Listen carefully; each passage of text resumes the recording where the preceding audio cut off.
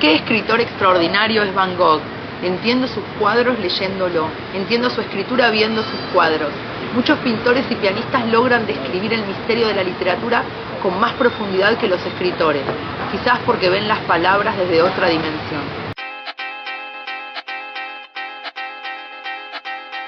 ¿Viste? Me subestimaste, pensaste que te ibas a aburrir y no. No, para nada. Claro, esencialmente cuando era muy joven estaba en Cuba y había un tipo que conocía, un señor que estaba tirado todo el día en el sillón con las piernas hacia arriba, y me acuerdo que tenía yo 18 o 20 años y le pregunté a qué se dedicaba y me dijo que era escritor. Y yo no entendía cómo me decía que era escritor si lo veía todo el tiempo echado en el sillón, y me dijo: justamente soy escritor, me estás viendo en el momento en que no escribo, ¿no? Que es el momento más importante de un escritor.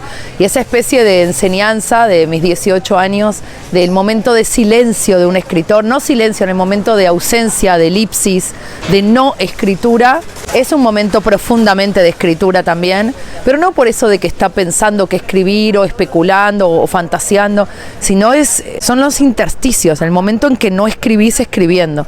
Y siempre me quedó esa idea de que escribir esencialmente es el momento en que no escribes, ¿no? Bueno, que es un poco un cliché, ¿no? Ser estudiante, tener 17, 16 años, ser maoísta, ser castrista, chavista, comunista finalmente, estalinista no llegué, pero casi. Pero sí, hay cierto dogma, ¿no? Más allá del comunismo o del hiperliberalismo, cierto dogma, la atracción fatal de alguien muy, muy joven hacia el dogma, ¿no?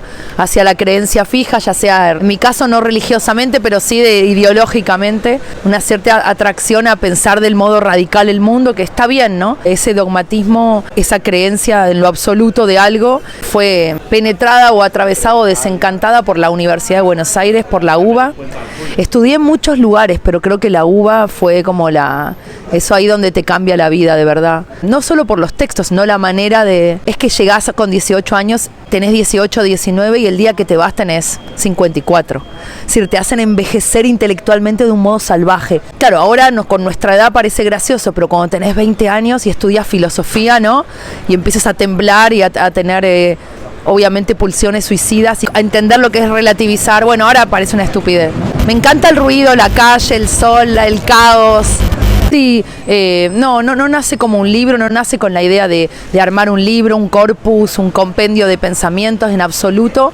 Nace absolutamente de la vida, de estar en el escritorio, en el campo, intentando escribir, pensando por qué no me sale escribir, por qué la novela está mal, qué es lo que falla en un texto, qué es lo que falla en una frase, cómo encontrar la palabra, o nace de la indignación de la época, nace del disgusto, de la pelea, del odio, y todo eso fue tomando forma de tweets, muchos tweets y muchas anotaciones al pie, en cuadernos, en el teléfono, como una discusión conmigo misma, una discusión con el mundo, obviamente, un enojo también, de ahí sale, ¿no? De esa desprolijidad.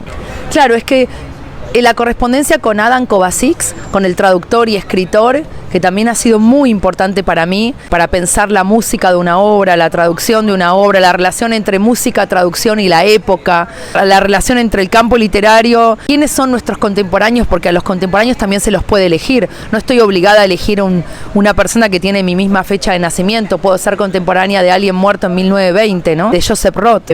La correspondencia con Adam Kovacic sí que tiene un tempo, una temporalidad, ¿no? Como es toda correspondencia, está fechada. Pero todo el resto, sobre todo el comienzo de fragmentos, casi de aforismos, que también eso es un homenaje a Nietzsche y bueno, y a Oscar Wilde y a todos los que me han formado. Cuando era adolescente coleccionaba aforismos, ¿no? También de otros, de Omar Khayyam, de Cioran, bueno, ese pensamiento aforístico. Y los otros no tienen una fecha exacta, ¿no? Fueron acumulación de años, no están fijados en el tiempo, además fueron corregidos, tal vez nacieron hace 5 años y fueron terminados de corregir en 2022. Es verdad, y sería ingrato no decirlo, casi no un robo, pero porque están sus nombres, pero es cierto que tiene ese espíritu o esa forma. Hay muchos textos que los pensé yo, pero muchos son en colaboración, en un armado de grupo, ¿no? Muchas notas con Ariana Sáenz Espinosa, una argentina francesa editora en Francia, con Sol Pérez, con quien escribí un libro, y también con Adam, ¿no? Y después hay notas mías que publicaba en columnas.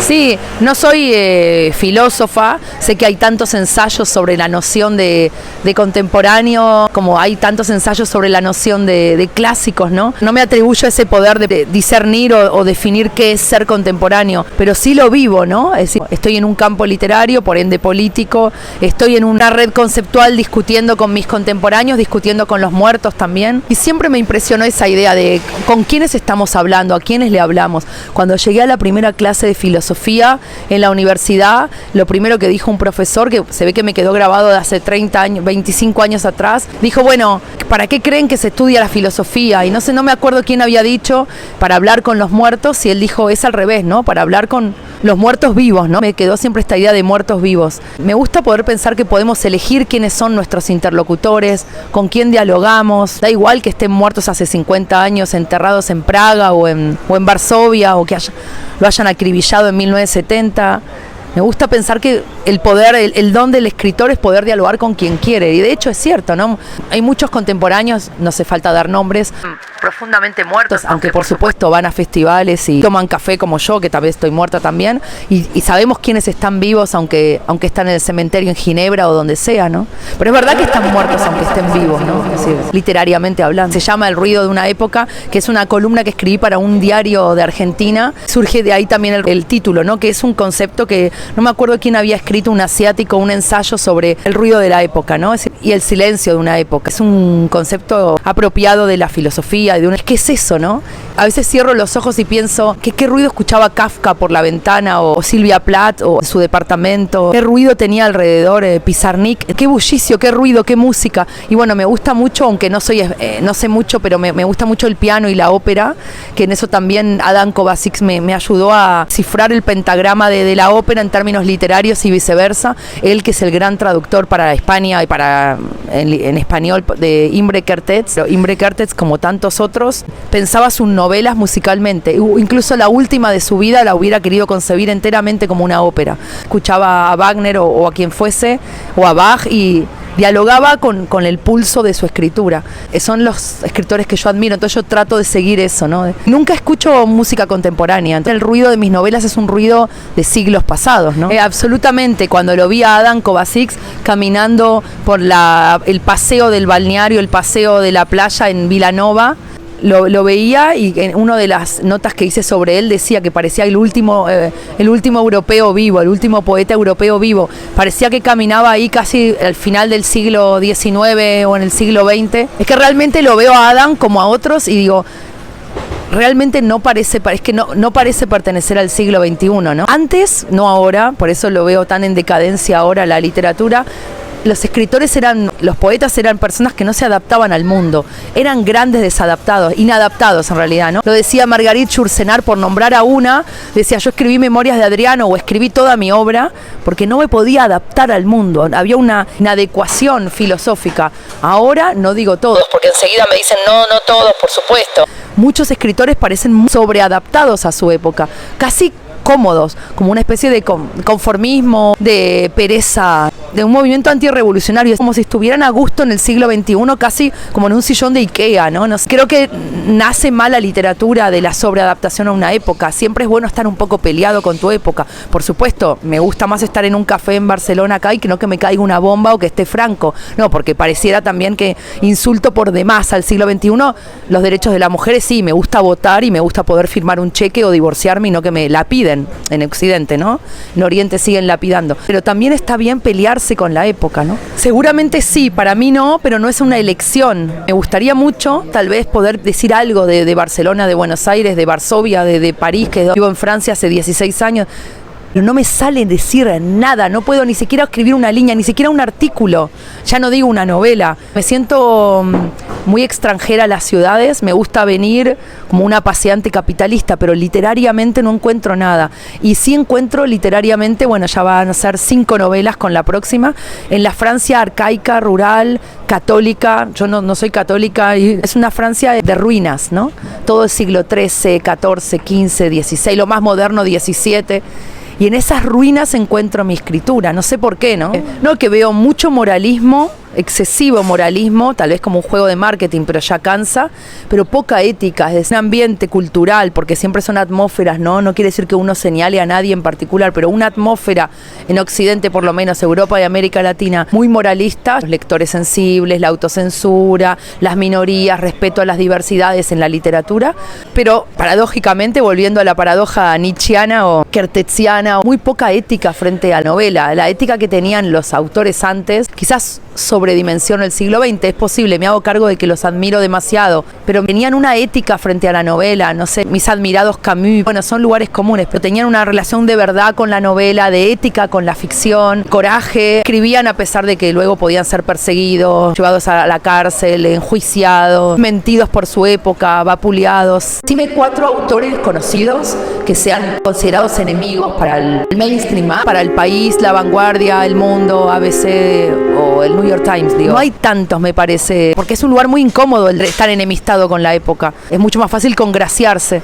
Y eso no sucedía tanto en el siglo XX. La decadencia en ese sentido empieza... Es el siglo XXI el que debe hacerse cargo. Pero bueno, vamos 23 años, faltan 70, o sea...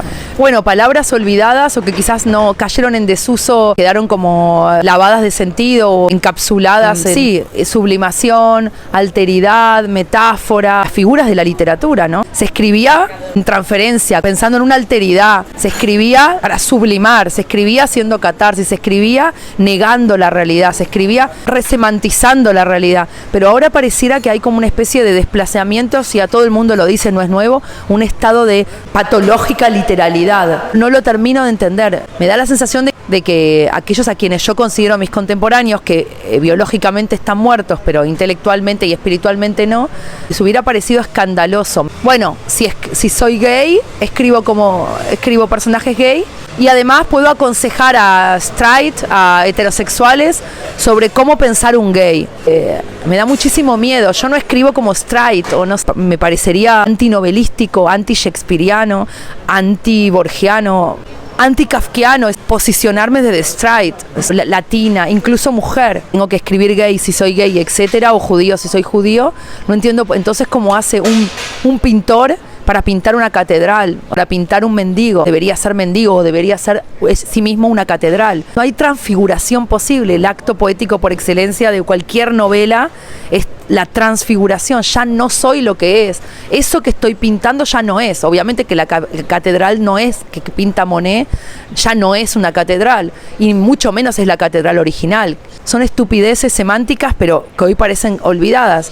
Y Marguerite Yourcenar, la escuchaba ayer en un podcast de radio en Francia, y ella decía, cuando escribió las memorias de Adriano, que jamás hubiera querido marcar al personaje como homosexual, delimitando lo que es el homosexual. Su momento era tabú, ahora no tanto, pero ella quería otorgarle un misterio y una ambigüedad que le parecía que esa era la ética de novelística. Ella misma, siendo lesbiana, quería no posicionarse, no limitarlo a una identidad. 1950, posguerra.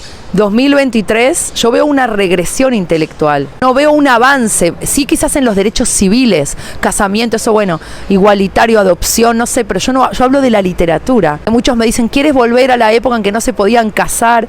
Como si yo quisiera encerrar a la gente y quemarla viva, no sé. Yo hablo literariamente, ¿no? Que me parece que nos lleva a un arrinconamiento intelectual. Guetos o pogroms, apartheid. La próxima vamos a tener festivales donde los gays estén en un lugar escribiendo sobre gays, los judíos escribiendo sobre judíos. Además es absurdo porque hay dos judíos y hay 3 formas de pensar. Pero bueno, supongo que esta moda pasará, ¿no? Ha sido un libro importante para mí, quizás para todos que se están formando, como un ejercicio que me había anotado acá de automasacre, me escribí acá. Escribir es un ejercicio de automasacre. También esa es la ética que te decía que me gustaba más de los escritores hasta el siglo XX. Siempre ha habido escritores infames, comerciales, que tampoco está mal, o corruptos, infiltrados, pero me refiero a los escritores que admiramos, ¿no? Que me gustaba que era, como también lo dice Kertész y tantos otros, un ejercicio autopunitivo. El escribir no era un regodearse, un afirmarse, no se afirmaba como soy celebratorio de las identidades, sino un ejercicio autopunitivo, automasacre, introspección, pero dolorosa, para autocastigarse. Ahora pareciera que es al revés, de reivindicatorio, es afirmativo, y la literatura no es afirmativa, es negativa. Son una serie de notas que hicimos con Ariana Sáenz Espinosa sobre Margarit Duras, en realidad sobre Jan Andreas, para encontrar la figura en negativo, porque él siempre fue un perdedor, un outsider, un marginal, un paria, un loser. Nunca ha sido Margarit Duras, ni ha llegado a... Entonces nos gustaba esos que escriben en las sombras de un gran escritor, ¿no? Como pareciera que hubiera sido su secretario, siempre ese hombre que estaba ahí en las sombras, pero que también es revelador de una época, ¿no? Y apenas sí pudo escribir un libro que fue olvidado, estuvo siempre a las sombras de Duras, pero él es muy testigo de cómo escribía ella, ¿no? De los litros de alcohol, de la lucha contra el alcoholismo, de su lucha con y contra el alcohol, no solo contra, ha sido una lucha literaria, ¿no? Sí, como tantos otros, Marco Lowry o tantos otros que son indisociables, ¿no? Su hundimiento en el alcohol también tiene que ver con un hundimiento literario, ¿no?